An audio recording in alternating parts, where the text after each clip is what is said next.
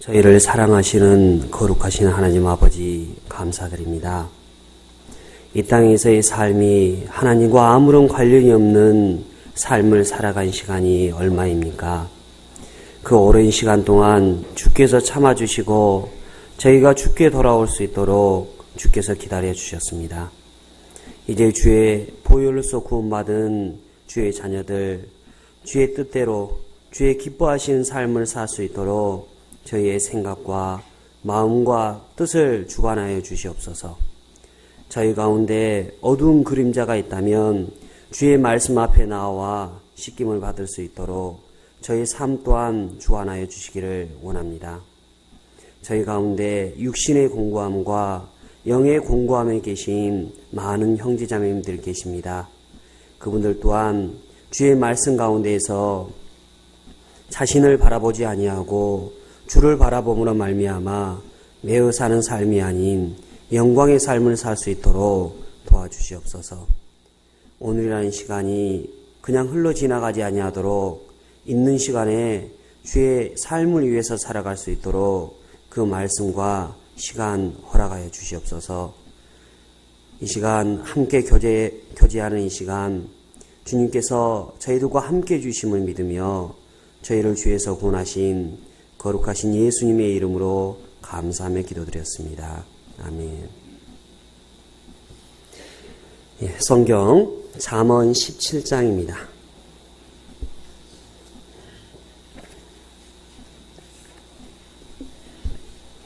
잠언 17장 22절입니다.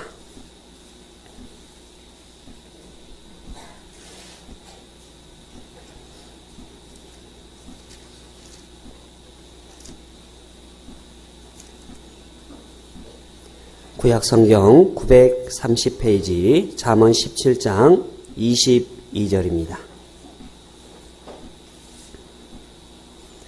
천천히 함께 하시겠습니다.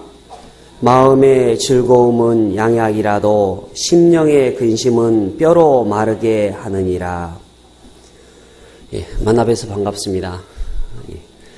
이곳 서울 동북교회 하남교회는 또 서울교회에서 함께 신앙생활을 했던 분들이 익히 신앙생활을 하고 계셔서 낯익은 얼굴도 있어서 그나마 편안한 마음으로 함께 할 수 있었습니다. 하남, 그래서 꽤 먼 줄 알았거든요. 그래도 알고 보니까 고속도로로 오니까 금방 오더라고요. 그래서 어찌 보면 서울교회에서 함께 더 신앙생활을 했으면 더 좋을 텐데 이 지역의 복음화를 위해서 그걸 마다하지 않고 함께 해주신 형제자매님들의 노고에 다시 한번 감사드립니다. 오늘 잠언 17장 22절을 가지고 잠시 상고를 해보고자 합니다. 사람은 이분법적으로 몸과 영혼으로 분류되어 있고 삼분법적으로는 몸과 영과 혼으로 구성되어 있다고 그럽니다. 우리가 너무나 집회 시간에 많이 들었기 때문에 잘 알고 있는 바이죠.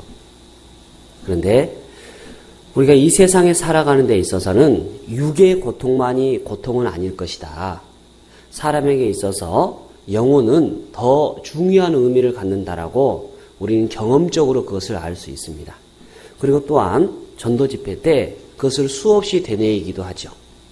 사람은 몸과 영혼으로 구성되어 있는데 육에가 고통이 올 때에는 잠시나마 그것을 이겨나갈 수 있다고 생각을 하고 또한 온몸에 신경이 죽어간 이후에는 육의 고통을 느끼지 못할 때도 있습니다. 그러나 더 심한 고통은 바로 영혼에가 공고함이 오고 영혼의 고통이 왔을 때 우리는 진짜 고통을 느낀다라고 얘기를 하죠. 그래서 우리가 주변에 전도하는 분들에게 있어서도 동일하게 환난받는 영에게 공고함이 있다라고 성경은 기록하고 있고 육을 죽이는 자를 두려워하지 말고 몸과 영혼을 함께 멸하는 자를 두려워하라. 영혼의 중요성은 2번, 아니 3번 거듭거듭 반복해도 그 중요성을 잊을 수 없을 거라는 생각을 갖습니다. 사람에게 이 세상에서 태어나서 영혼을 갖고 태어나는데 그 영혼이 하나님 앞에 서는 그날, 심판의 그날 고통이 극에 이를 것임을 알기 때문에 우린 또한 전도를 하고 있는 것이죠. 많은 사람에게 있어서 육만이 다는 아니다. 영은 더 중요한 의미를 갖는다는 생각이 듭니다. 성경 우리가 함께 읽었던 성경의 말씀 자체는 마음의 즐거움은 양약이 된다. 우리는 경험적으로 알죠. 그러나 심령의 근심은 뼈로 마르게 한다. 속 탄다는 말은 들어보셨죠? 애간장 끓는다는 말은 들어보셨을 겁니다. 그러나 속이 타고 애간장에 끓는 더 이상의 고통은 뼈가 마른다라는 고통을 성경적으로는 표현하고 있다는 것이죠. 그것이 심령이라는 것입니다. 마음속에 근심과 걱정이 있으면 그게 얼굴에 드러나고 심지어는 육의 건강에까지 영향을 주기도 합니다. 어떤 사람은 단순히 육의 건강에 해친 것뿐만 아니라 심적인 고통에 의해서 정신적인 영향까지 미치기도 하죠. 우리 주변에서도 손쉽게 찾아볼 수 있는 일이기도 합니다. 그렇게 심령의 고통은 뼈를 마르게 하고 우리의 온 몸과 마음을 병들게 하기에 충분하다는 것이죠. 과연 구원받은 이후에 육의 고통이 아닐지라도 우리 성도에게 있어서 눌림이 되는 것은 과연 무엇일까? 마음의 근심이 되는 것은 무엇이 될까? 그리고 마땅하니 성도가 가져야 될 근심이라면 그 또한 무엇이 될까? 라는 걸 가지고 이 시간 함께 상고해 보고자 합니다. 첫째, 시편 119편입니다.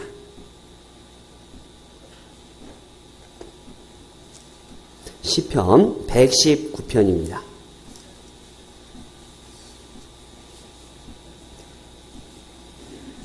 28절.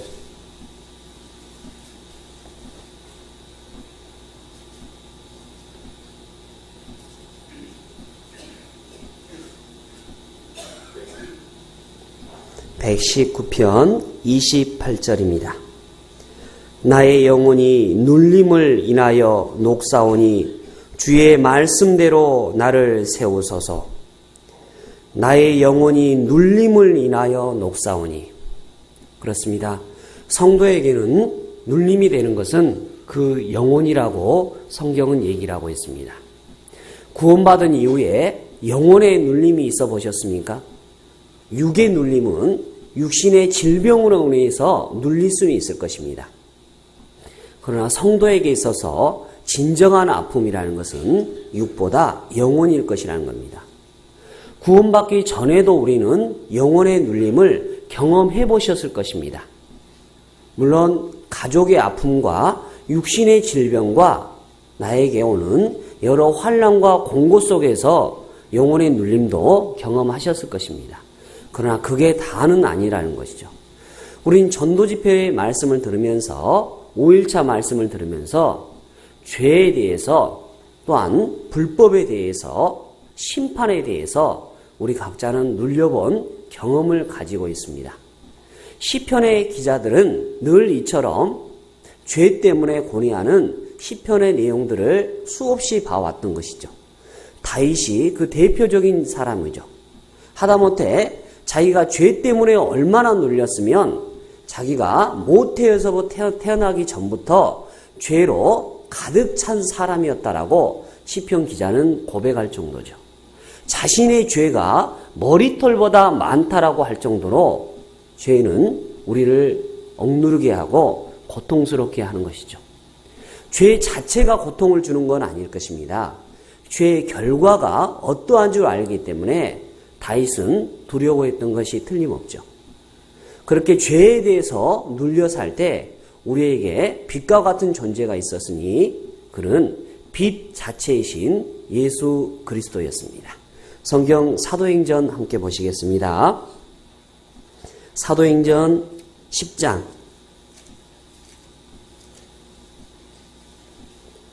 사도행전 10장 38절입니다.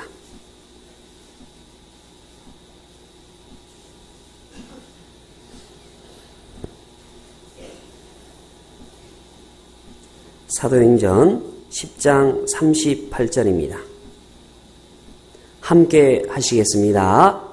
하나님이 나사렛 예수에게 성령과 능력을 기름 붓듯 하셨음에 저가 두루 다니시며 착한 일을 행하시고 마귀에게 눌린 모든 자를 고치셨으니 이는 하나님이 함께 하셨습니다.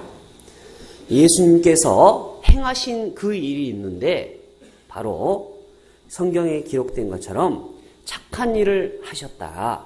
그것은 곧 마귀에게 눌린 자를 벗어나게 도와주셨다고 성경은 기록하고 있습니다. 세상 조건들에 보면 여러 종교의 모습들이 있습니다. 인도에 가면 힌두교라는 종교가 89% 이상을 차지할 정도로 높은 퍼센티지를 차지하고 있습니다. 그런데 인도에서 발생한 또 다른 종교가 있는데 이름하여 불교라는 종교입니다. 인도에서 왜 불교가 융성하지 못했을까? 인도에서 발상지인데도 불구하고 불교는 사장된 종교와 다름없이 지내기도 합니다. 인도에서 불교의 인구는 2%도 되지를 않습니다. 왜 그랬을까? 그것은 인도 힌두교가 믿는 독특함 때문에 그렇습니다. 인도의 힌두교라는 종교는 신을 믿는데 3억 3천만의 신을 믿습니다. 그 중에 하나가 부처다라고 얘기를 하니까 부처는 게임이 안 되는 거죠. 그죠? 그래서 불교가 인도에서 나왔음에도 불구하고 인도에서 완전 사장된 종교를 갖고 있습니다. 불교도 마찬가지고 힌두교도 마찬가지입니다. 그들은 늘 죄 때문에 고민을 하죠. 모든 종교가 죄에 대해서 고민하고 그걸 떨어볼 방법으로 여러 가지 방법론을 모색하죠. 특히 힌두교가 강구하는 것은 1년에 한 번씩 겐지즈강에서 물을 떠서 시바신에게 바치는 행사를 합니다. 그것을 위해서 겐지즈강부터 해서 100km가 넘는 거리를 맨발로 걸어서 수행을 하기도 하죠. 그리고 거기서 끝나는 게 아니라 그들은 50세가 넘어가면 사냐시라고 해서 자기 가정과 아내와 모든 것을 버리고 스스로 거지가 됩니다. 그리고 돌아다니면서 고행을 하죠. 죽는 그날까지. 그래서 인도를 가보신 분은 아시겠지만 인도에가 거지가 그렇게 많아요. 근데 거지가 많은 이유 자체가 나라가 가난해서가 아니에요. 그들은 스스로 거지가 되는 사람입니다. 왜 그럴까? 궁극적으로 죄를 떨고 나면 후에 높은 지위의 사람으로 태어날 수 있을 거다라고 생각을 하는 것이죠. 인도에는 카스트 제도라는 게 있습니다. 그 카스트 제도가 법적으로는 사라졌는데 아직도 유지되는 비결 자체가 힌두교라는 종교 때문에 그래요. 그래서 다음 세계에서 태어나면 이 세상에서 죄, 업보를 해결하지 못하면 카스트 제도뿐만 아니라 짐승으로 태어나기도 한다. 때문에 자신의 죄를 씻기 위해서 그러한 사냐시의 활동들을 하기도 하고 겐지즈강에서 물을 떠다 시바신에게 바치기도 합니다. 어떤 사람은 더 높은 지위의 사람으로 태어나기 위해서. 그래서 그들은 카스트 제도에 대해서도 크게 부정을 하지 않습니다. 불교도 마찬가지죠. 불교도 소승불교와 대승불교로 나뉘는데 둘 다 수행의 결과로 인해서 안락함을 얻어보려고 하죠. 모든 종교는 이처럼 죄를 떠는데 그 포커스가 맞춰 있습니다. 자신의 행위로 말미암아 죄를 떨어보려고 하죠. 그러나 우리가 믿는 기독교의 원리, 예수 그리스도의 원리는 일반 종교성과 달리 속죄의 원리를 갖고 있다는 것입니다. 모세는 율법을 전해줄 수가 있습니다. 마호멧은 우리에게 칼을 전해줄 수도 있습니다. 부처는 우리에게 권고를 해줄 수 있습니다. 공자는 우리에게 지혜를 줄 수 있습니다. 그러나 아무도 속죄의 원리를 전해줄 수는 없는 거예요. 오직 예수 그리스도만이 우리에게 속죄의 원리를 제공해 줄 수 있는 거예요. 우리가 믿는 예수 그리스도가 우리의 삶에 있어서 선을 가리켰습니까? 아닙니다. 도덕을 가리켰습니까? 아닙니다. 우리에게 속죄의 원리를 가리켜신 겁니다. 죄에게 눌린 자를, 마귀에게 눌린 자를 속죄하셔서 하늘의 소망을 허락해 놓으신 것이죠. 이처럼 우리가 구원받기 전에 세상 사람의 눌림과 동일한 삶을 살았습니다. 그러다가 예수 그리스도의 원리로 속죄함을 받은 것이죠. 속죄함을 받은 이후에 구원받은 그날 어떠하셨습니까? 기쁨으로 충만하셨습니까? 저 개인적으로는 기쁨과 동시에 희비가 엇갈리는 아픔이 있었습니다. 육신의 아픔이 아니었습니다. 구원받기 전에 죄 때문에 눌려서 고통을 받았다면 구원받고 나니까 첫 번째 눌림이 오는 게 구원받은 그 자리에서 눌림이 오기 시작했습니다. 그게 사랑하는 가족들 때문이었죠. 성경 로마서 9장 한번 보겠습니다.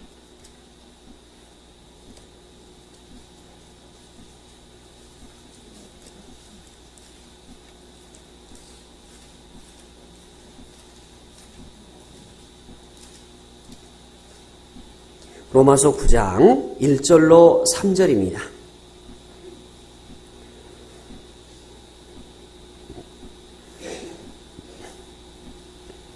(251페이지) 로마서 9장 1절로 3절입니다.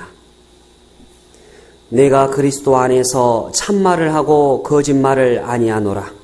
내게 큰 근심이 있는 것과 마음에 그치지 않는 고통이 있음을 내 양심이 성령 안에서 나로 더불어 증거하노니 3절을 함께 하시겠습니다.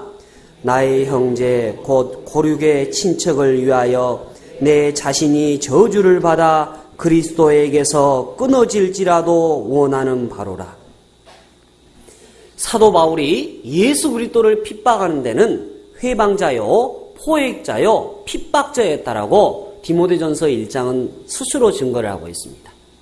그런 그가 예수 그리스도 밑에 새로운 삶을 얻고 났을 때 그에게 첫 번째 오는 당면 과제가 기쁨보다는 더 가족에 대한 눌림이 컸던 것이죠. 자기의 동족 이스라엘에 대한 눌림이 더 컸던 것입니다. 사도 바울은 디모데에게 쓴 편지에서 이렇게 얘기를 하고 있죠.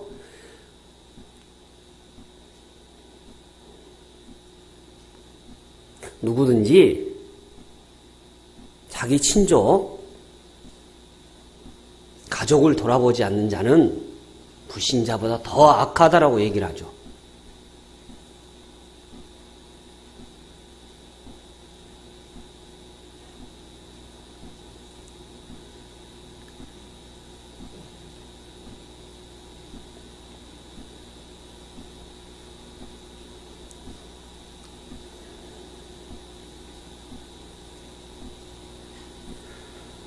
사도 바울의 마음이 우리들과 동일할 것을 우리는 확신할 수가 있잖아요. 우리가 저주를 받아서 차라리 끊어질다 할지라도 가족이 구원받았으면 하는 마음은 누구나 가질 것입니다. 모세는 자기 백성들이 죄를 지었을 때 나를 주의 생명책에서 도말하는 한이 있더라도 내 백성의 죄를 사해달라고 간절한 울부짖음을 올렸습니다. 그게 비단 사도 바울의 마음뿐일까요? 동일하게 죄 속에 눌려있고 마귀에게 눌린 사람들의 삶의 결과가 최종적인 삶의 결과를 우리는 알고 있기 때문에 마음속에 눌림이 있을 수밖에 없다. 이뤄진 가족을 생각할 때 구원받은 이후에 마음의 눌림은 당연한 것이 아니겠느냐. 그들의 영혼에 대한 중요성은 누가복음 15장에 한 장을 빌어서 세 가지의 비유를 들어서 영혼의 중요성을 얘기하고 있다는 것입니다. 돌아온 당자, 이뤄진 양 한 마리, 잃어버린 한 드라크마에 대해서, 동전 한 입에 대해서 성경은 영혼의 중요성을 계속 얘기를 하고 있다는 것이죠. 영혼. 영혼의 눌림, 그것이 있기 때문에 우리가 전도를 안 할 수 없는 것이죠. 구원받고 나서 제일 먼저 떠올랐던 게 누구였습니까? 바로 자기의 사랑하는 가족일 것입니다. 자기 친족, 자기 가족을 돌아보지 않는 자는 믿음을 배반하는 자요, 불신자보다 더 악하다라고 되어 있습니다. 그게 나였던 것이죠. 할 수만 있다면 하나님 안에서 끊어지는 한이 있더라도 가족에 대한 전도에 대해서 놓을 수가 없었던 일들이죠. 성경 요한복음 10장 한번 보겠습니다. 요한복음 3장입니다.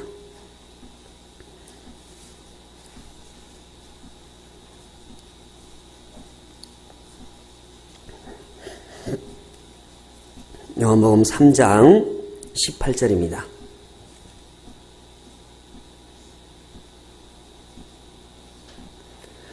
저를 믿는 자는 심판을 받지 아니하는 것이요 믿지 아니하는 자는 하나님의 독생자의 이름을 믿지 아니하므로 벌써 심판을 받은 것이나. 이 말씀을 들을 때 여러분에게 희망이 됐고 여러분에게 위로가 됐습니까? 그렇다면 당신은 너무 자기중심적인 삶을 살고 있고 이기주의적인 삶을 살고 있다는 생각이 들어요. 성경에 전반전은 당신의 삶이 될 수 있어도 후반전은 당신의 가족의 삶이기 때문에 이기적인 삶이 아니고 무엇이겠습니까? 우리가 심판을 받지 아니했다고 할렐루야, 아멘 하면서 즐거움에 노래하셨습니까? 그러나 후반전의 말씀 속에 우리는 마음이 주저앉고 말았습니다. 하나님의 독생자의 이름을 믿지 아니하므로 벌써 심판을 받은 것이라 성경은 이렇게 증거하고 있다는 것입니다. 벌써 심판을 확정지어놓은 당신의 가족이 있지 않습니까? 우리네 가족이 있지 않습니까? 어떻게 안심할 수 있는가요? 이 말씀이 그렇게 기쁨이 된가요? 저 개인적으로는 주 예수께서 오신다고 할 때 소망이 없어서 주를 부인하는 게 아니라 주여 더디옵소서라고 간절한 외마디 비명을 지르보기도 했습니다. 아직 때가 아니이다. 내 가족이 있나이다. 내 어머니가 있고 내 동생이 있고 내 누이가 있나이다. 아직 때가 아니나이다. 주여 더디옵소서, 더디옵소서. 당신의 때는 내가 알지 못할지언정 더디옵소서 라고 부르짖고 싶었습니다. 그러나 성경은 온다라고 얘기를 하고 있는 것이죠.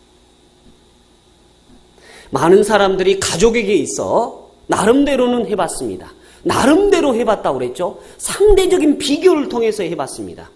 얼마나 하셨습니까? 해볼 만큼 해봤다고 그러죠. 아닙니다. 아닙니다. 아직도 안 해보셨습니다. 그걸 어떻게 합니까? 당신이 이 자리에 있잖아요.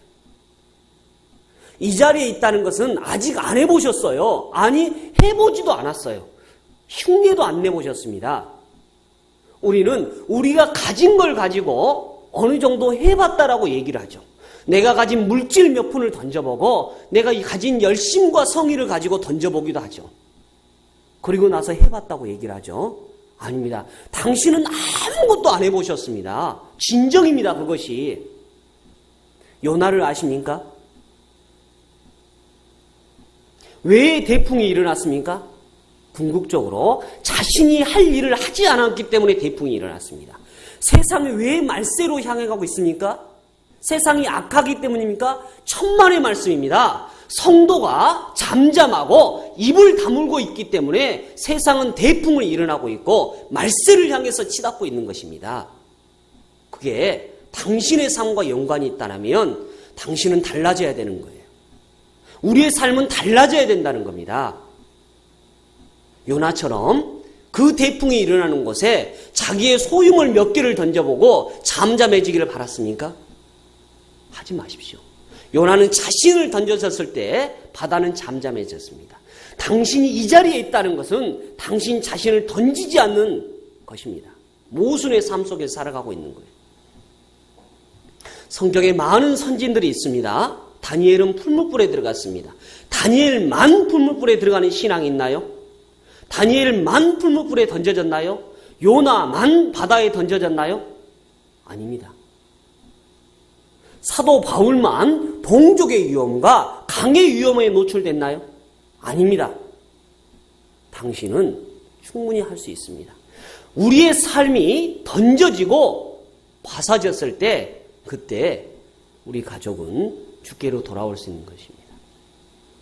우리는 아무것도 던져보지 않았어요. 단순히 나의 소유물 몇 가지를 던져보고 다 했다라고 얘기를 하죠. 그게 다른 형제님과의 비교해서 상대적인 박탈감 아닌가요? 우리는 아무것도 해보지 않았습니다.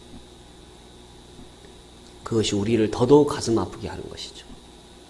저도 아직 구원받지 못한 동생이 있고 누이가 있습니다. 저도 아직 못 해봤습니다. 아직도 깨어져야 될 게 많고 던져져야 될 게 많고 부서져야 될 게 많습니다.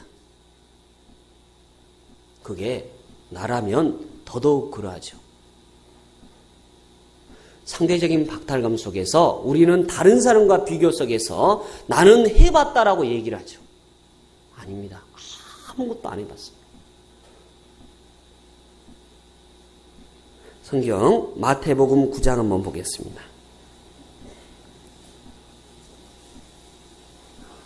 마태복음 9장 37절입니다.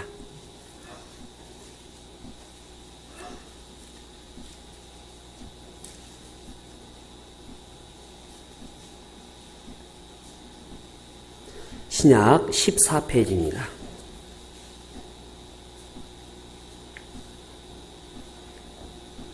신약 14페이지 9장 37절입니다. 이에 제자들에게 이르시되 추수할 것은 많되 일꾼이 적으니. 우리는 천국의 비유에 대해서 너무나 잘 알고 있습니다. 우리는 한두 번 얘기해 보죠. 내 주위에는 전도할 사람이 없습니다.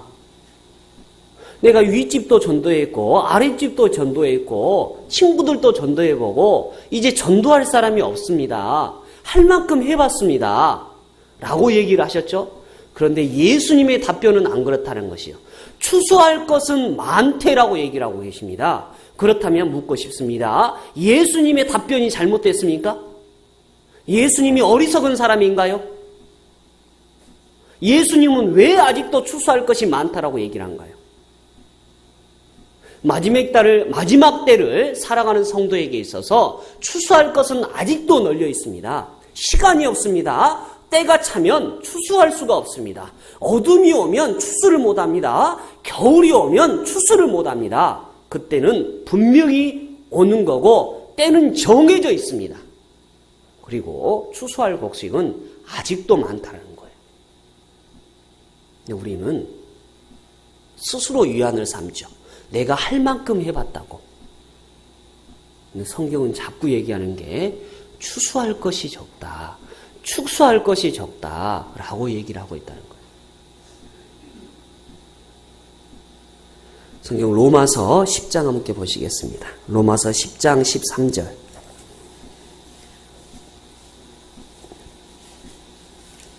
로마서 10장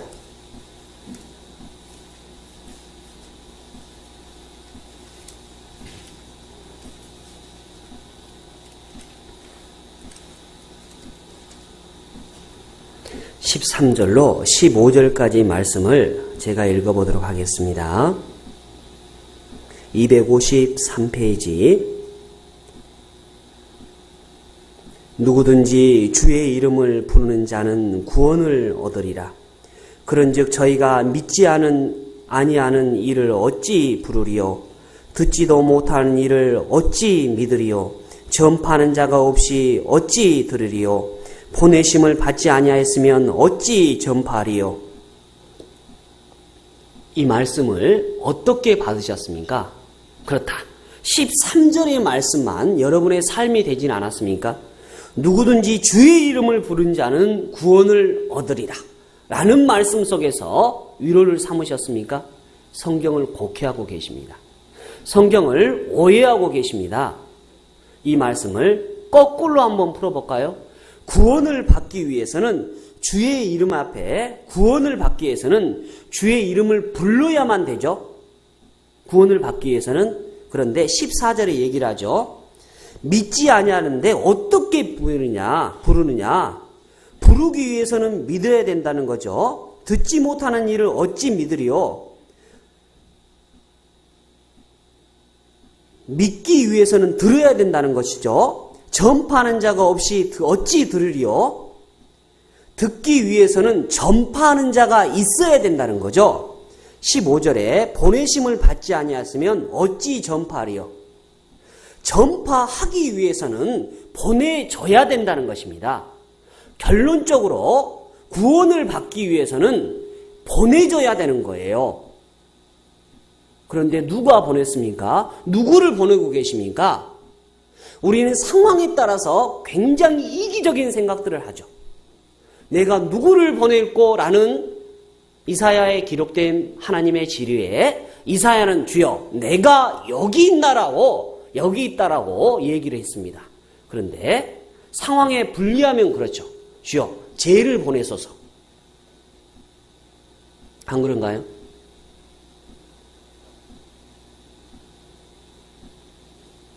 우리는 보내줘야 될 사람은 우리고 우리의 사역지는 내가 구하는 것이고 내 부모가 구하는 것이기도 합니다.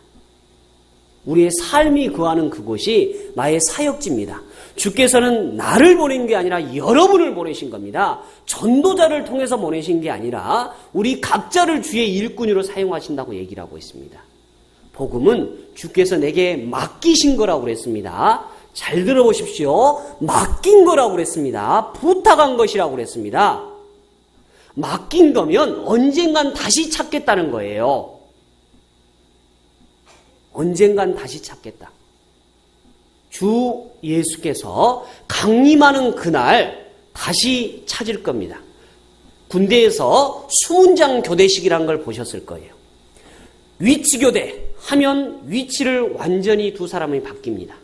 예수 그리스도의 강림의 그날이 위치교대의 날입니다. 위치교대 하면 이 땅에서 섬김을 받던 자는 위에서 부끄러움을 당할 것입니다. 이 땅에서 최선의 삶을 살아간 자는 최고의 대접을 받을 것입니다. 이 땅에서 보내심을 받은 자들은 그 앞에서 보내오심을 받아서 다 그 앞에 쓸 것입니다. 위치교대 그날이 있다는 것입니다. 때문에 여러분이 가야 돼요. 미래는 현재의 삶의 부록이라는 말이 있습니다. 미래를 어떻게 살아갈 거냐를 결정한다면 지금의 삶을 가지고 결정하십시오. 지금의 삶을 결정하면 미래의 삶을 결정된 삶을 보장받을 수가 있습니다. 주께서는 복음을 내게 맡기시고 나를 보내시려고 그러는지 목회자, 전도자를 보낸 게 아니다. 목회자가 나가서 전도해서 교회가 만들어집니까? 천만의 말씀이에요. 우리 각자가 나가서 교회가 되고 그것이 전도의 씨앗이 되기도 하죠. 그리고 목회자가 가죠. 주께서는 나를 보내셔서 그 일을 행하려고 하는 것들입니다. 성도에게 눌림이 되는 것은 이뤄진 가족들, 그것이 눌림이 된다고 그러면 다른 사람을 기대하지 마십시오. 바로 그 주인공은 우리가 될 수 있습니다. 초창기에 말씀드렸던 것처럼 모세만 광야를 걷는 게 아닙니다. 다윗만 골리앗 앞에 나가는 것이 아닙니다. 다니엘만 풀무불에 들어가는 것이 아닙니다. 요나만 바다에 들어가는 것이 아닙니다. 사도 바울만 동족의 위험을 당하는 게 아닙니다. 그것이 내가 될 수 있다는 것입니다. 내가 가십시오. 타인이 답이 아니고 답은 나입니다. 나를 통해서 이뤄진 가족에 전도할 수 있는 기회를 삼으시기 바랍니다. 또 하나의 구원받은 성도에게 있어서 아픔이 되고 눌림이 된다면 성경은 이렇게 얘기하고 있습니다. 성경 고린도후서 11장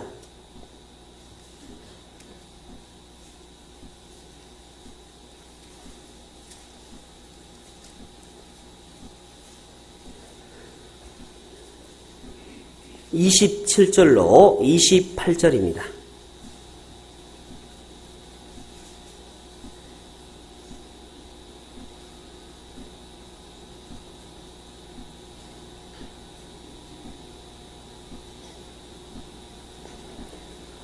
또 수고하고 애쓰고 여러 번 자지 못하고 줄이며 목마르고 여러 번 굶고 춥고 헐벗었노라. 28절을 함께 하시겠습니다. 이외에 일은 고사하고 오히려 날마다 내 속에 눌리는 일이 있으니 곧 모든 교회를 위하여 염려하는 것이라. 사도 바울은 22절부터 27절까지의 내용을 보면 자기 자신이 얼마나 고통스러운 삶을 살았는지를 증거하고 있습니다. 보통의 사람이라면 그 중에 한 가지만 고통을 당해도 죽었을 수밖에 없는 고통을 수없이 겪었고 그 삶이 그 고난의 흔적을 갖고 살아가는 사람입니다. 어찌 그가 보통 사람이라고 얘기할 수 있겠습니까? 그가 체력이 강했던 사람이 아닙니다. 육체민을 했던 사람이 아닙니다. 몸이 튼튼했던 사람이 아닙니다. 그는 말도 어느라고 몸에 질병을 가지고 살아갔던 사람입니다. 그런 그에게 형언할 수 없는 고통과 고난이 왔습니다. 그런데 그 모든 것보다 더한 고난이 있고 마음에 눌리는 것이 있으니 곧 모든 교회를 위하여서 염려하는 것이라.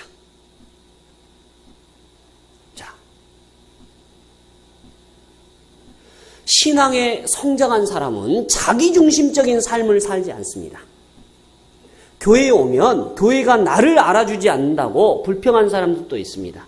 그러나 성장한 신앙은 내가 교회를 위해서 무엇을 할 것인가를 고민하지 교회가 나를 위해서 무엇을 해줬는가를 고민하지 않는다는 거예요. 자기중심적인 삶을 살지 않는다는 거예요. 자기에게 포커스를 맞추고 있으면 늘 타인을 보지 못해요. 우리가 주변에서 있는 출판사 이름 중에 기독교 출판사의 이름 중에 조이 선교라고 있습니다. J-O-Y, 조이 선교회라는 출판사가 있습니다. 조이 선교회라는 말은 First Jesus, J, Second Others, Y, Third Yours. 첫째, 예수 그리스도를 위한 삶이고, 둘째, 다른 사람을 위한 삶이고, 셋째, 그때서야 당신을 위한 삶을 살아가는 게 조이 선교입니다. 그런데 그 조이는 enjoy의 준말이죠. 그렇게 됐을 때 당신은 즐거운 삶을 살 수 있다는 거고 해피한 삶을 살 수 있다는 거예요. 구원받은 사람은 다른 사람을 위한 삶이고 예수 그리스도를 위한 삶을 살아가야 된다. 또 하나의 삶이 있는데 교회를 위한 삶이어야 된다는 겁니다. 교회. 그것이 당신에게 그렇게 눌림이 되십니까? 눌렸던 적이 있으십니까? 아니, 눌렸던 적이라도 해본 적이 있습니까? 모든 교회를 위해서 염려하는 것이라고 그랬죠. 교회는 대한예수교 침례회는 하남교회, 즉 서울 동북교회 하나만이 교회는 아닙니다. 자기 중심에 사로잡혀서 내 교회, 나의 교회라는 것도 중요하겠지만 더 중요한 것은 모든 교회를 위해서 염려하는 것이라. 사도 바울이 함께했던 교회가 고린도 교회만은 아닙니다. 갈라디아 교회만은 아닙니다. 에베소 교회만은 아닙니다. 데살로니가 교회만은 아닙니다. 모든 교회를 위해서 염려하는 거라고 했습니다. 얼마 전에 중국에 있던 우리 교회가 교회 간판을 내렸습니다. 공안에 의해서 뿔뿔이 성도들이 흩어졌습니다. 그런데 그 모임은 지금도 유지되고 있다는 거예요. 감옥에 끌려가서 고문을 당하는데도 그들은 자기의 신앙을 지켜나가고 있다는 겁니다. 그 교회 아십니까? 그 교회를 위해서 기도해 본 적이 있으십니까? 내가 자매결연 결했던 그 교회에 만을 놓고 기도하십니까? 너무 적게 가져갔습니다. 입을 크게 열어보십시오. 주께서 다 채워주실 것입니다. 저녁에 주무시기 전에 기도를 뭘 놓고 기도하십니까? 교회를 놓고 기도해 보신 적이 있으십니까?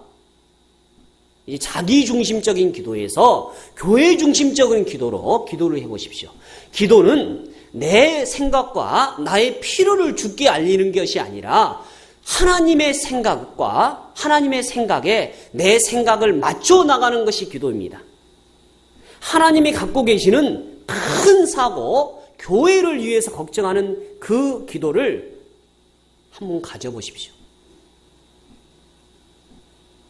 사도 바울은 모든 교회를 위해서 마음에 눌림이 됐고 염려가 됐습니다. 모든 교회라는 것은 수적인 교회의 양도 얘기를 하죠. 또한 교회의 모든 일 또한 모든 교회의 일일 것입니다. 양적인 것과 수적인 것 둘 다를 위해서 기도해 보는 게 마땅하지 않습니까? 근데 간혹 어떤 사람은 얘기하기를 나는 교회가 싫다. 교회 가기 싫어. 라고 얘기를 하죠. 교회가 우리 각자에게 무엇을 알려줬습니까? 교회가 그렇게 싫은 이유가 뭡니까? 늘 대접받기를 좋아하는 당신.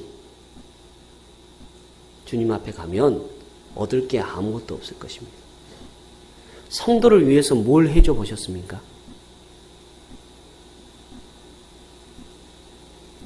저희 개인적으로 제가 서울교회에서 농아선교부에서 봉사를 하고 있습니다. 우리 하남교회에도 구원받은 우리 농아 형제님들이 계십니다. 우리 교사들에게 제가 그런 말을 해봤습니다. 늘 하루에 한 가지씩 성도를 섬기는 삶을 가져라. 그런데 당신이 가진 걸 가지고 섬겨봐라. 그랬더니 어떤 어머니 자매님은 매일 주일날 아침마다 교사들을 위해서 고구마를 쪼고 자기가 가진 건 그거밖에 없다고 그걸 통해서 교사들을 섬기고 계십니다. 어떤 분은 자기가 할 수 있는 것은 인사밖에 없다고 그래서 입구에 서서 성도들을 인사합니다. 어떤 분은 자기가 할 수 있는 건 손 내미는 것밖에 없다고 그래서 손을 내미는 교사들도 있습니다. 주께서는 우리가 가진 걸 갖고 섬기기를 원하지 없는 걸 만들어서 섬기기를 원하지 않는다는 거예요. 근데 아직도 교회가 싫으십니까? 그렇다면 당신은 크게 오해하고 계시는 분이 있습니다. 계시록 19장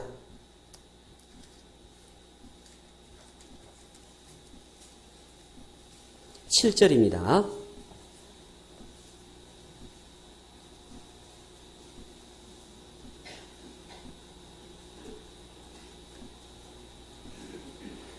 (19장 7절입니다) 우리가 즐거워하고 크게 기뻐하여 그에게 영광을 돌리세. 어린 양의 혼인 기약이 이르렀고 그 아내가 예비하셨으니. 예수님의 아내가 준비되었습니다. 예수님의 혼인 날짜가 잡혔습니다. 예수님의 혼인식 날 그의 아내가 누굽니까? 누구예요? 교회입니다. 교회는 하나님의 신부로 택함을 받았습니다. 고린도후서에서는 얘기하기에 사도 바울이 너희를 그리스도에게 중매하려 함이라 라고 얘기를 하겠습니다. 호세아서에서는 의와 공의와 모든 것을 가지고 너희에게 장가든다고 표현을 하고 계십니다. 그렇습니다. 여러분들이 오해하고 계시는 게 내가 예수는 좋다. 그런데 교회는 싫다고 하시는 분은 신랑 대신 예수는 좋은데 그 신부된 교회는 싫다고 얘기하는 거하고 똑같습니다. 예수님이 좋다든지 아예 예수님이 싫다든지 말을 했다면 문제가 안 되는데 예수는 좋은데 그 신부는 싫다면 예수님을 기만하는 행위입니다. 안 그럴까요? 교회는 나의 유익을 위해서 단순히 존재하는 존재가 아닙니다. 교회를 너무 쉽게 생각하시는 거 아닙니까? 당신이 정말 교회를 위해서 울부짖어 보셨습니까? 이 하남교회가 처음 생겼을 때도 많은 형제자매님들이, 아니 극소수의 형제자매님들이 하남지역에 복음화를 위해서 교회를 열어줄 것을 하나님한테 간곡하게 매달렸을 거예요. 교회는 그런 단순한 존재가 아니라는 것이죠. 성경 요한복음 17장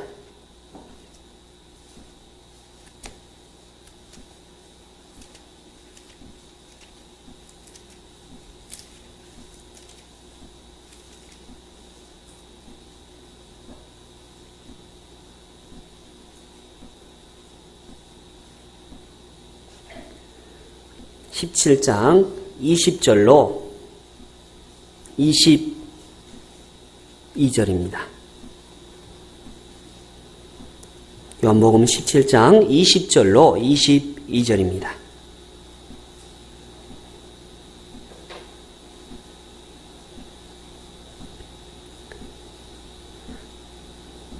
내가 비옵는 것은 이 사람들만 위함이 아니요 또 저희 말을 인하여 나를 믿는 사람들도 위함이니 아버지께서 내 안에 내가 아버지 안에 있는 것 같이 저희도 다 하나가 되어 우리 안에 있게 하사 세상으로 아버지께서 나를 보내신 것을 믿게 하옵소서.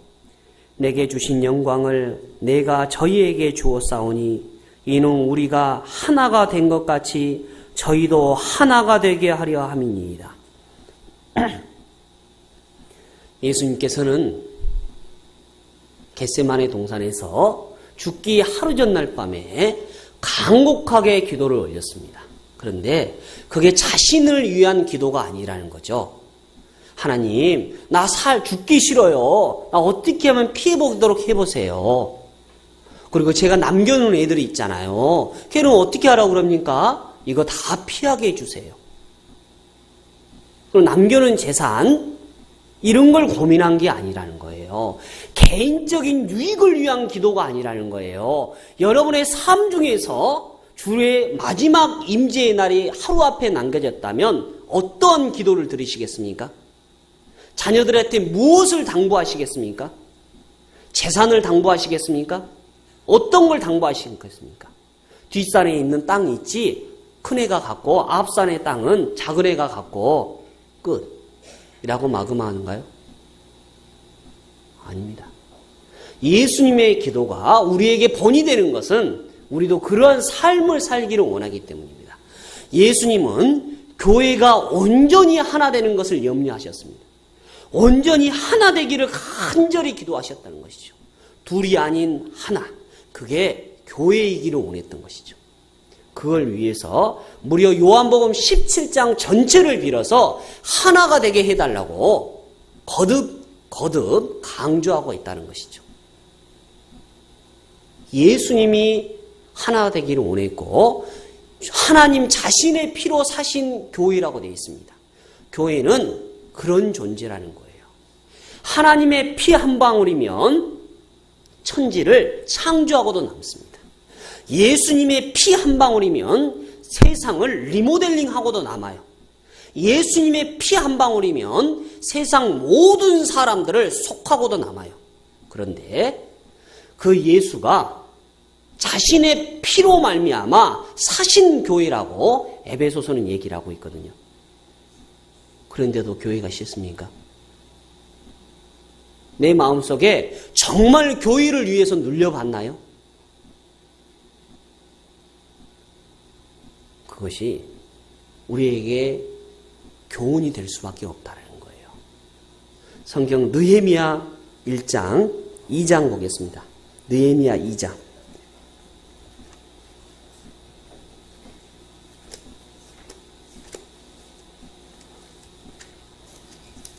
역대야 다음 에스라 다음에 727페이지 느헤미야 2장.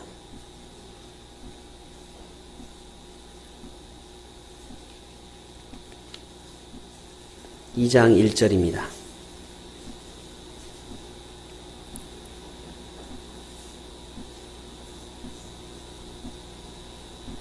느헤미야 2장 1절.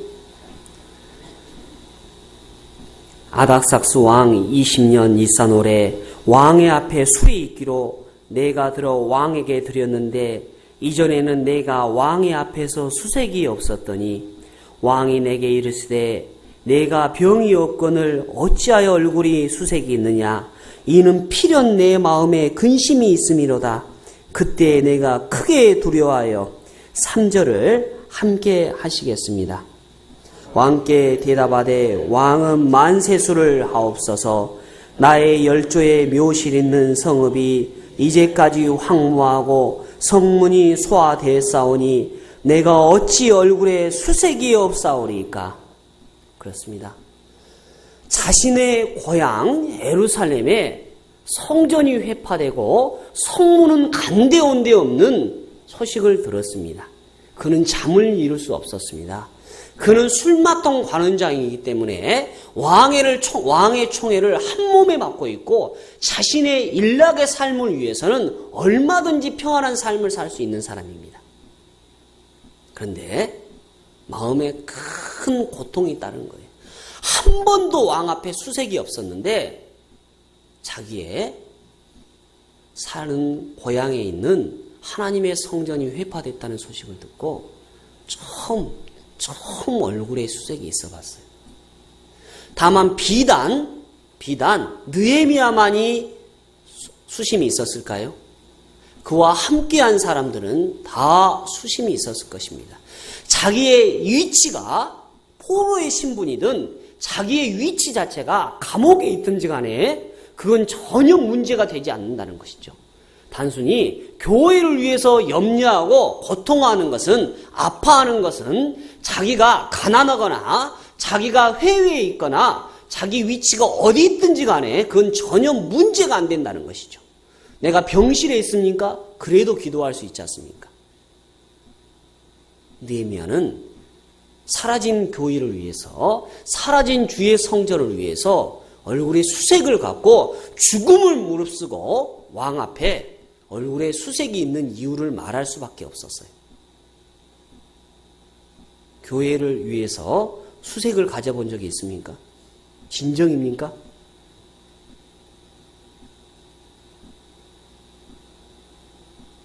그게 나였으면 좋겠습니다. 교회를 위해서 기도할 수 있는 사람이라면 정말 작은 일에도 기도할 수 있을 것입니다. 교회를 위해서 기도하는데 어찌 성도를 위해서 기도하지 않겠습니까? 교회를 위해서 기도하는데 어찌 전도인을 위해서 기도해 주지 않겠습니까? 교회를 위해서 기도하는데 어찌 전도를 위해서 기도하지 않을 수 있겠습니까? 교회, 그것이 그렇게 중요한 삶입니까? 그렇습니다. 중요하고 말고. 예수님께서 교회를 위해서 기도하셨고 성경의 선진들의 삶 속에서 교회를 위해서 기도하셨습니다. 성경 시편 한번 보겠습니다. 시편 26장.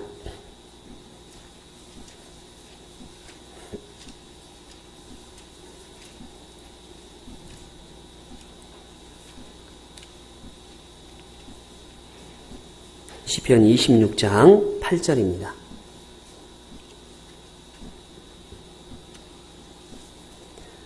구약 820페이지 시편 26장 8절입니다. 천천히 함께 하시겠습니다. 여호와여, 내가 주의 계신 집과 주의 영광이 거하는 곳을 사랑하오니. 27장 4절도 함께 보시겠습니다. 내가 여호와께 청하였던 한 가지 일, 곧 그것을 구하리니 곧 나로 내 생전에 여호와의 집에 거하여 여호와의 아름다움을 앙망하며 그 전에서 사모하게 하실 것이라.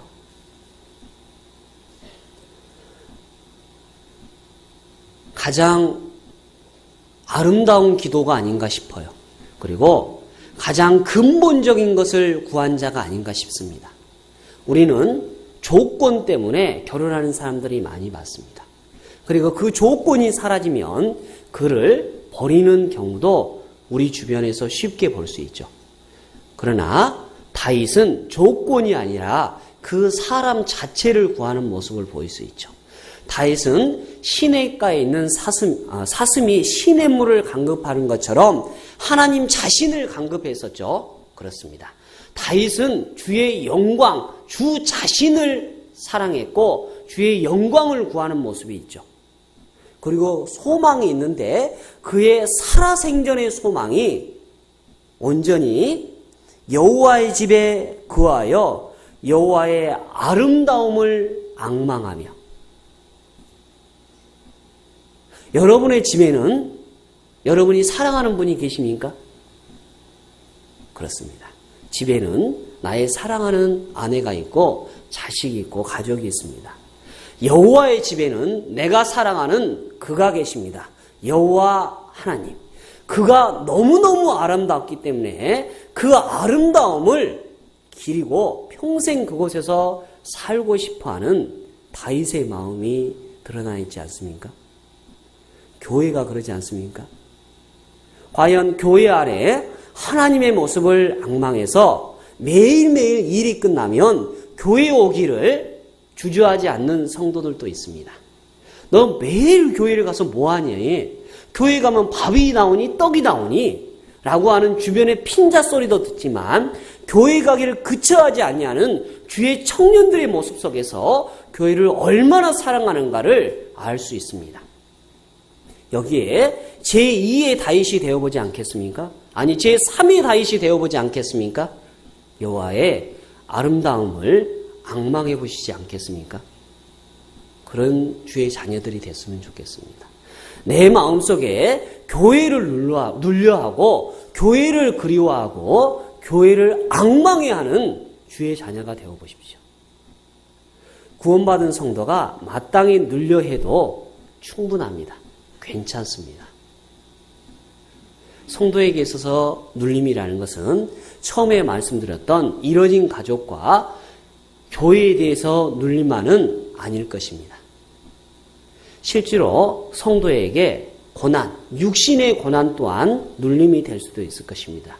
또한 영혼의 고난 또한 눌림이 될 수 있을 것입니다. 외적이든 내적이든 육적이든 영혼적인 것이든 우리에게 고난은 틀림없이 마음의 눌림이 될 거라고 성경은 얘기하고 있습니다. 성경 시편 13편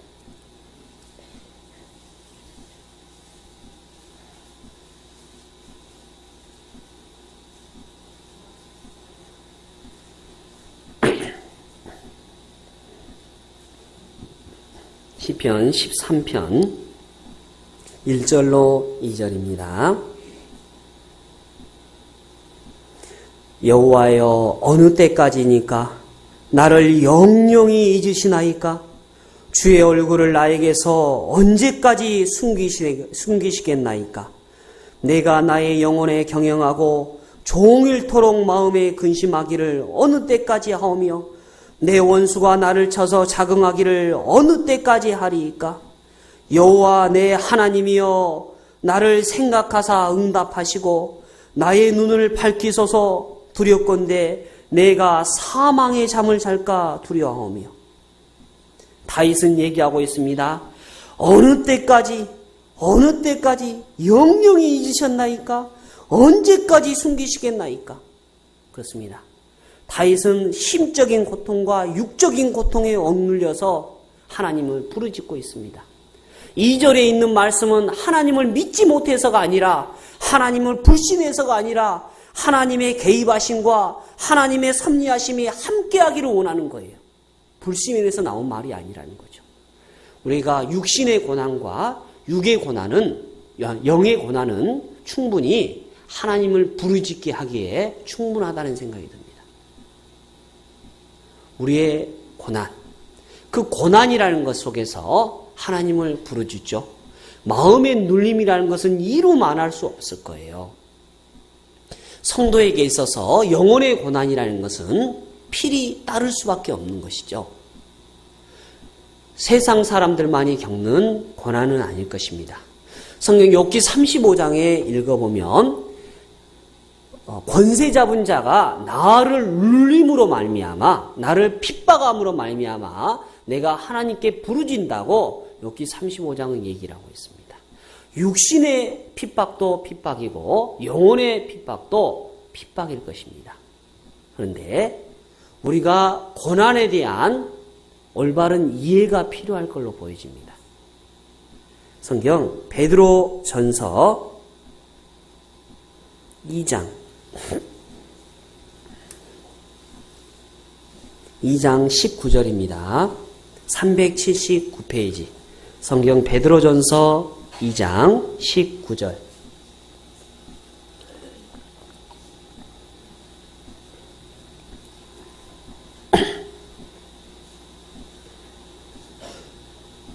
함께 해보시겠습니다. 애매히 고난을 받아도 하나님을 생각함으로 슬픔을 참으면 이는 아름다우나. 예. 애매히 고난을 받는다라고 되어 있죠. 고난과 징계는 다르죠. 고난은 애매히라고 받는 겁니다. 징계는 잘못해서 받는 것이죠. 그죠? 자, 이 애매히라는 단어가 제가 전라도 사람인데 전라도 성경 버전에는 뿌담시 라고 되어 있습니다. 이유 없이 괜시리라고 되어 있습니다. 자, 나는 아무런 잘못이 없다고 생각하는데 받는 아픔을 얘기를 합니다. 고난을 받는데 자, 고난에 대한 반응을 보십시오. 고난에 대한 대응의 자세는 인내입니다. 성경 그렇게 나와 있죠. 참으면 그렇게 되어 있죠. 그래서 고난에 대한 대응의 방식은 뭐라고요? 인내다. 그리고 그 인내하면 그 결과는 고난의 결과는 아름답다고 되어 있는 겁니다. 고난의 대응의 자세는 인내며 고난에 대응을 했을 때, 인내로 대응했을 때 그 결과는 아름답다고 되어 있는 거예요. 근데 어떻게 인내할 수 있느냐? 근거가 있는데 근거는 하나님을 생각함으로 라고 되어 있는 거예요. 또한 고난에 대한 감정이 있는데 슬픔이라는 거죠. 그 안에가 다 나와 있지 않습니까? 이 짧은 한 절 속에 이렇게 많은 깊이 있는 뜻들이 숨어 있다는 것 자체가 놀랍지 않으세요? 저는 이 말씀을 볼 때마다 놀라움 그 자체를 얘기를 합니다. 근데 더 놀라운 게 있었습니다. 자, 아름다우나 밑에 나나주에 보시면 뭐라고 되어 있습니까? 나나주가 없습니까? 뭐라고 되어 있죠? 은혜라고 되어 있습니다. 아하. 이걸 보고 정말 더 은혜가 됐어요. 즉, 고난은 하나님께서 주시는 은혜임에 틀림이 없다는 거예요. 고난을 은혜이라고 생각해 보셨습니까? 하나님께서 성도에게 있어서 은혜 베푸는 방법은 성도의 방법과는 맞지 않을 수 있다. 하나님은 하나님의 방식으로 일을 하는 것이지 내 방식으로 일을 하는 게 아니에요. 모든 것이 합력하여 선을 이루는 것이지 하나만 봐서는 절대 모른다는 거예요. 하나만 올 때는 고통으로만 느껴지는데 합력이라는 것은 하나 이상이 합해졌을 때 선이 된다는 겁니다. 하나님은 나에게 은혜를 주시는 방법은 고난으로서 주세요. 그게 나의 유익이 되기 때문에 그렇습니다. 안 그런가요? 하나님은 왜 다니엘을 풀무불에서 건지지 않았을까요? 왜 모세와 이스라엘 백성을 광야를 걷게 했습니까? 하나님은 할 수 있으셨습니다. 그러나 그게 그들에게 은혜가 되고 그들에게 아름다움이 되기 때문에 그들에게 허락한 거예요. 나에게 고난을 제거하지 못할까요? 할 수 있습니다. 창조주 하나님께서 나에게 고난 하나를 제거하지 못한다면 그건 창조주 하나님의 능력이 없는 분이죠. 그런데 그가 고난을 굳이 나에게 허락하는 이유가 나에게 은혜를 더하게 하기 위한 거다. 여러분께서 은혜를 받으셨습니까? 교회에 와서 은혜 받았다는 분들 많이 계십니다. 그러나 하나님의 방법으로 그게 은혜입니까? 하나님은 성도에게 은혜를 주기를 원하는데 그게 고난이다. 고난은 성도에게 주는 은혜임에 틀림없는 거예요.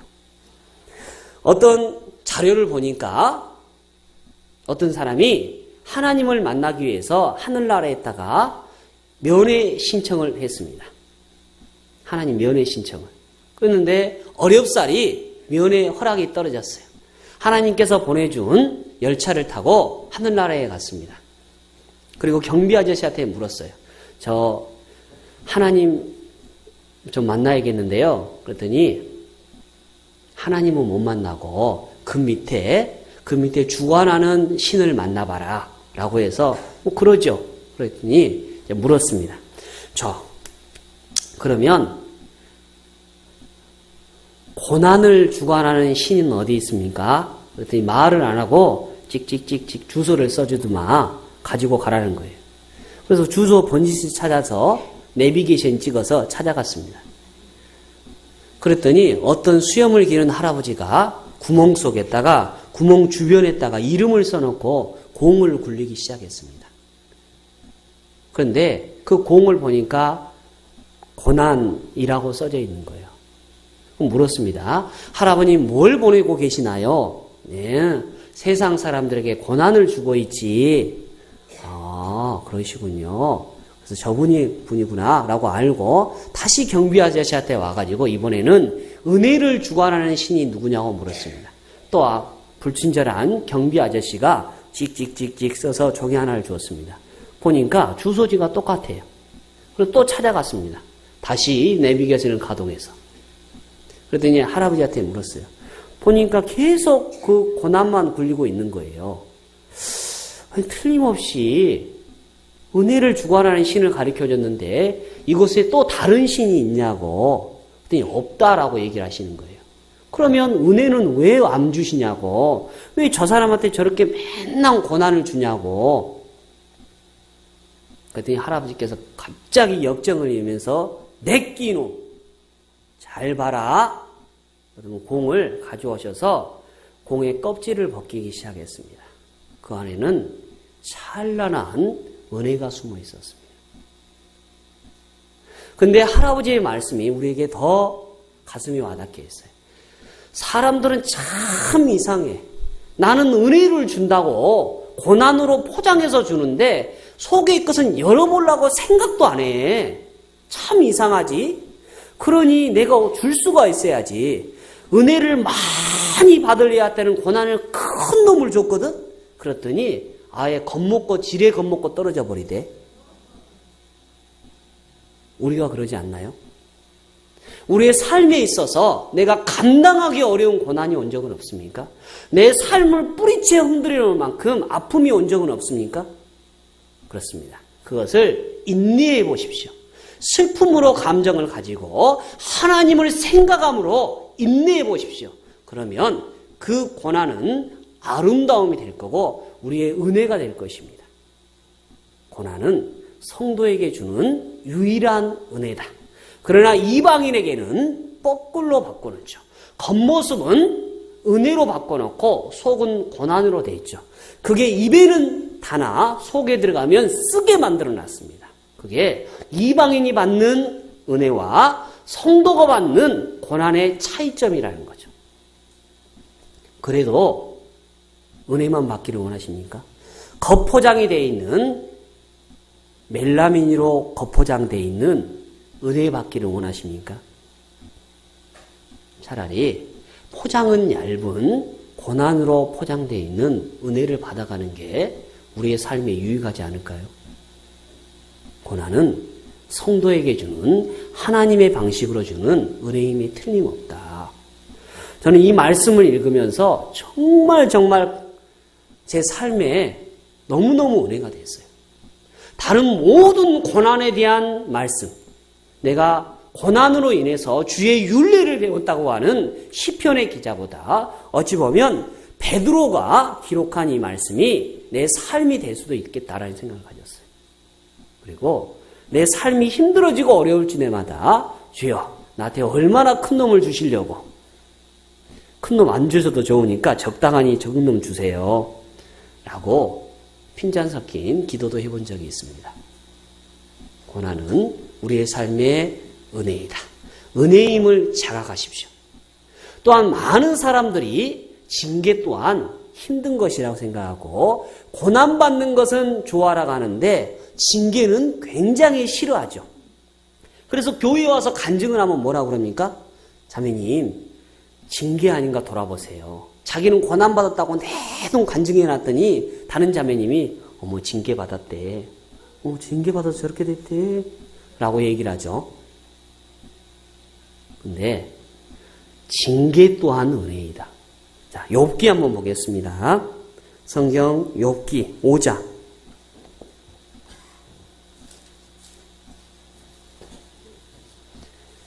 욥기 5장 765페이지, 구약 765페이지, 욥기 5장 17절.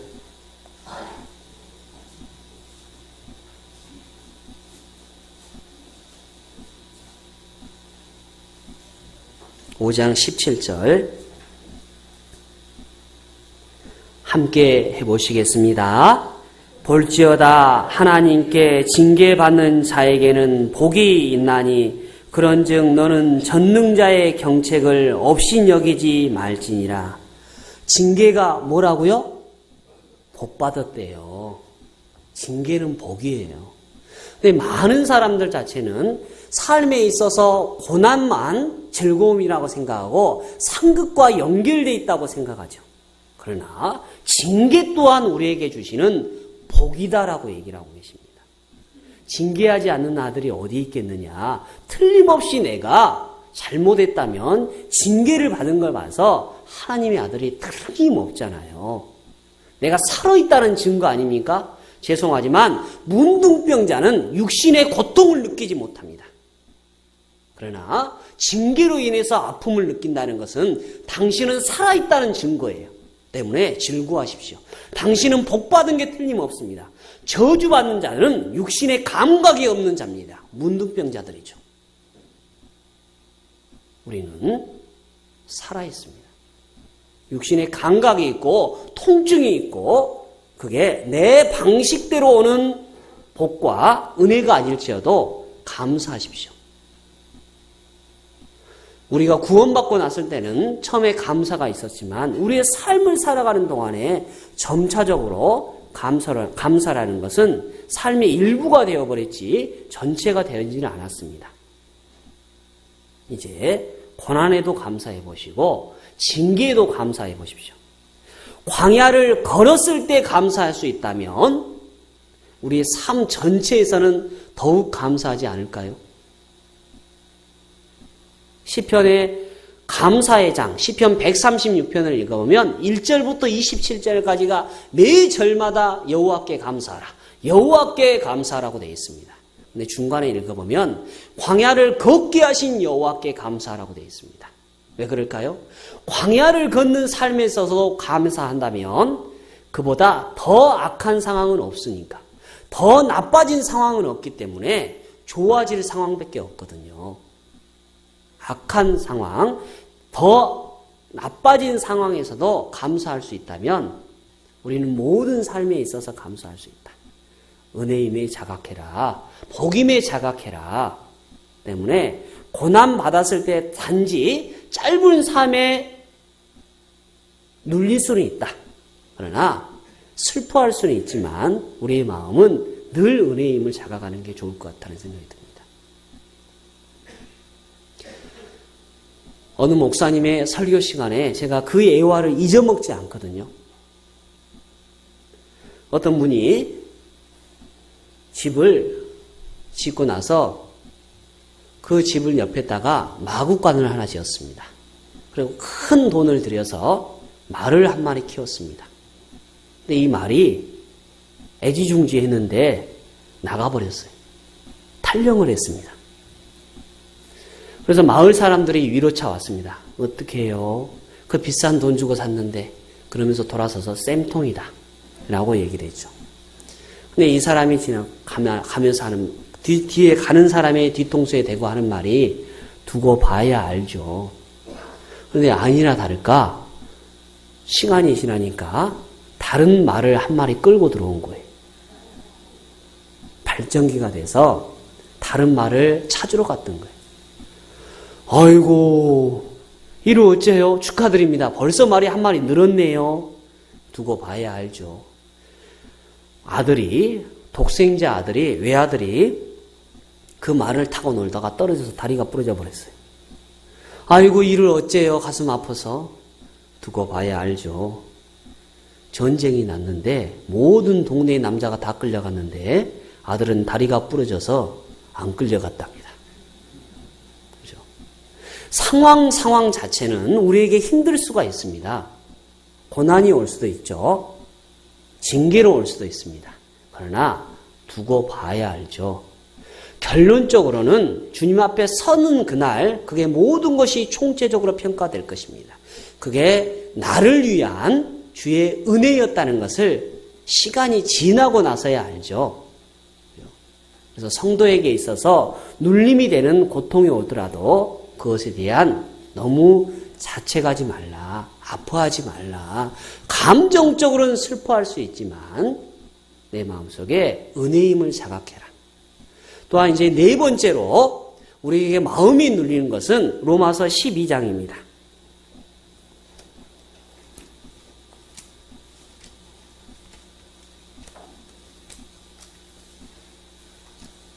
로마서 12장 1절입니다.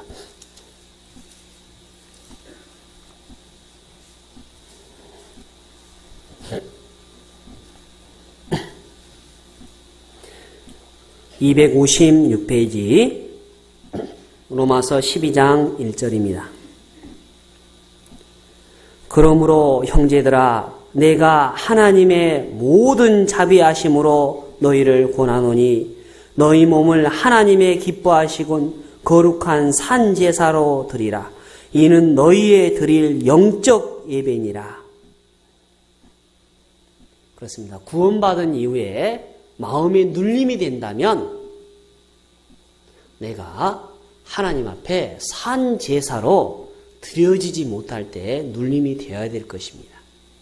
근데 산 제사로 드려지지 못한 부분에 대해서 눌리십니까? 성장하는 그리스도인이라는 것은 작은 것에도 아파할 수 있어야 됩니다. 내가 언제 산 제사로 드려져 봤습니까?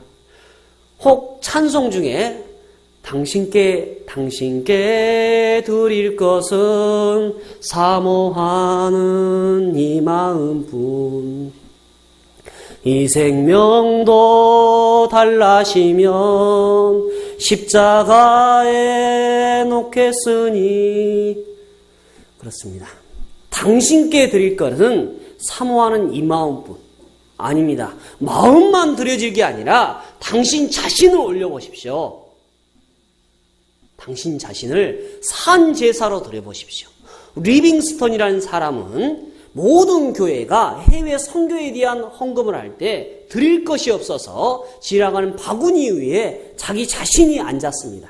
그리고 다짐했습니다. 주여 나를 드리소서. 나를 받으소서.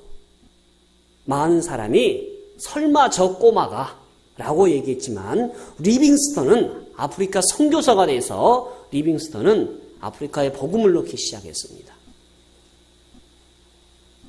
내가 구원받은 이후에 주님 앞에 산 제사로 드려보십시오.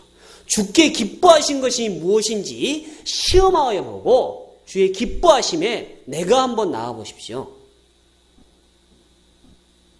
그런데 우리는 왜 산 제사로 드리지 못합니까? 바로 그 다음 구절에가 이유가 된다고 생각합니다. 너희는 이 세대를 본받지 말고 그렇습니다. 이 세대를 본받지 말라고 되어 있는데 본받기 때문에 드려지지 못한 것이죠. 죽은 제사를 드린 것은 내가 세대를 본받고 있기 때문이라는 겁니다.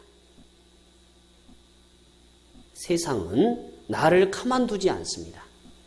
근데 내가 산 제사를 드려지지 못한 것은 온전히 세상 속에서 세상을 본받고 있기 때문입니다. 그리스도를 본받은 게 아니죠. 때문에 드려지기가 어려운 것입니다. 오직 마음을 새롭게 함으로 변화를 받아 예수 그리스도로 인해서 우리의 마음이 새롭게 됐습니까? 하나님의 선하시고 기뻐하시고 온전하신 뜻이 무엇인지 분별하도록 하라. 제가 드리고 싶은 말씀은 여기에 있습니다. 하나님께서 선하시고 기뻐하시고 온전하신 뜻을 분별하지 못하고 있기 때문입니다. 하나님이 뭘 기뻐하실까요? 혹 결혼하셨다면 아내를 기쁘게 해본 것을 생각해 보셨습니까? 자식된 입장에서 부모를 기쁘게 해보는 것을 생각해 보셨습니까? 그런데 하물며 하나님을 기쁘게 할 것이 무엇인지를 생각해 보지 않으셨습니까? 육의 아버지를 기쁨을 준들 영의 아버지가 기뻐하지 아니하겠습니까? 기뻐하고 말고요. 그런데 우리는 한 번도 그가 기뻐하는 일들에 대해서 생각해 보지 않았고 기뻐하는 일들에 대해서 묵상해 보지 않았다는 거예요. 육의 아버지를 기뻐하기 위해서도 우린 추석과 설에 그리고 여건이 되는 한 계속 부모에게 연락을 하고 당신께서 좋아하는 것들에 대해서 선물을 보내주기도 합니다. 영의 아버지한테는 뭘 보내주셨나요? 고민해 봐야 됩니다. 영의 아버지께서는 당신께서 산 제사로 드려질 때 가장 기뻐하십니다. 우리의 삶, 구원받은 이후에 이제 더 이상 눌려 하지 마십시오. 가장 중요한 것은 다니엘이 얘기했던 것처럼 다니엘서 1장 8절에 기록된 것처럼 뜻을 정하고 나서 환관장에게 구하니라고 되어 있죠. 뜻을 정하고 구해 보십시오. 우리는 뜻도 정하지 않을 뿐더러 구하지도 않죠.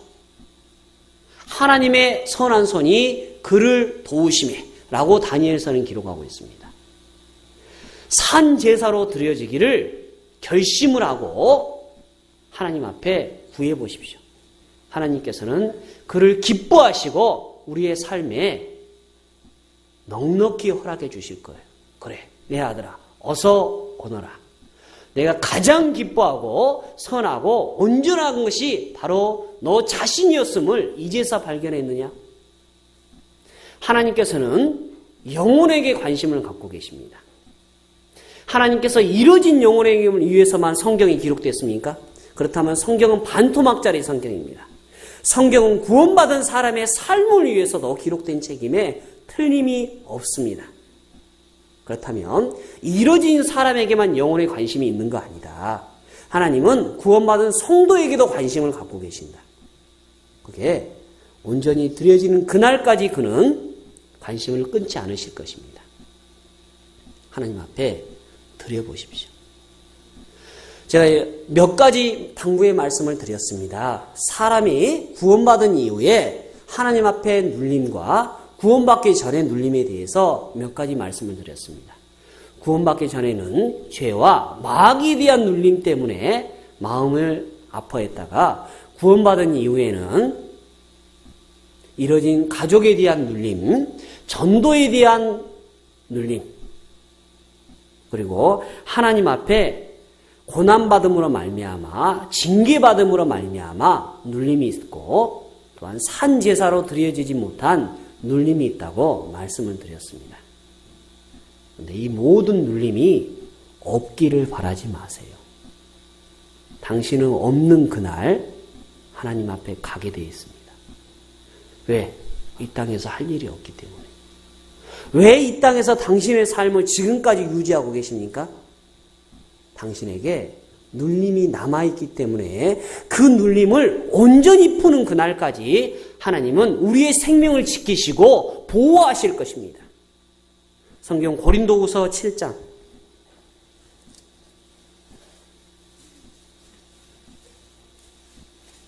고린도후서 7장 10절입니다.